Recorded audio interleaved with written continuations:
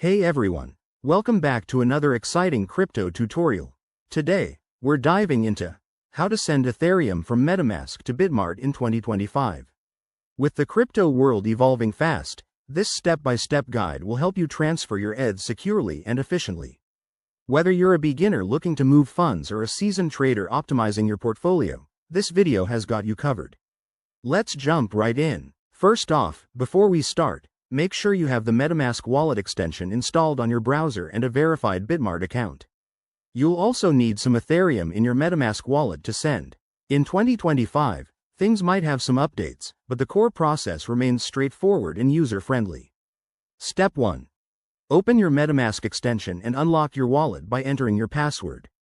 Select the account that holds your ETH to ensure you're working with the right one. Step 2. Head over to the Bitmart website and log in to your account. Go to the Deposit section for Ethereum. You'll see a unique wallet address. Copy this address carefully to avoid any errors. Step 3. Switch back to MetaMask and click on the Send button.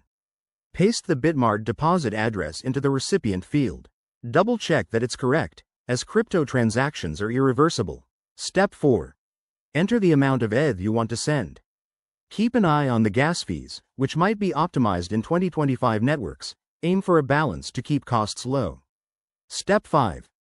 Review all the details one last time, then hit Confirm to broadcast the transaction. You'll need to approve it with your wallet. Once sent, monitor the transaction on a blockchain explorer like Etherscan. It should confirm in a few minutes, depending on network congestion. A quick tip. Always use hardware wallets for larger amounts and verify addresses to stay safe from scams. There you have it. That's how you send Ethereum from MetaMask to Bitmart in 2025. This process keeps your transfers smooth and secure. If you found this helpful, hit that like button, subscribe for more guides, and drop a comment below if you have questions. Thanks for watching, and happy trading.